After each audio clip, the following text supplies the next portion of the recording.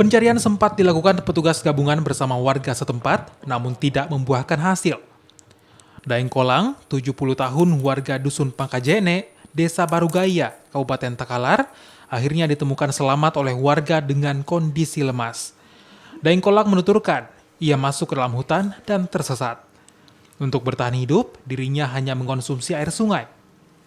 Peristiwa orang hilang di dalam hutan bukan kali pertama terjadi di daerah ini. Pihak kepolisian menghimbau warga setempat untuk lebih berhati-hati saat memasuki hutan untuk menghindari kejadian serupa. Jadi selama 10 hari lebih itu makan apa di sana? Tidak ada, Minum juga cuma air saja. Sempat minum di sana? Air saja, air di sungai. Air sungai diminum? Iya. Terus berteduh di mana? Ada rumah-rumah atau seperti apa di tempat Tidak ada itu? rumah, tidak ada. Pohon dan kayu di bawah.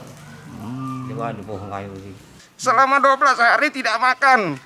Menurut pengakuannya hanya minum air sungai. Sekarang kondisinya sudah dirawat oleh pihak medis dari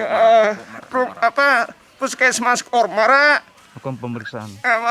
Dilakukan pemeriksaan medis. Alhamdulillah sekarang sudah ada sedikit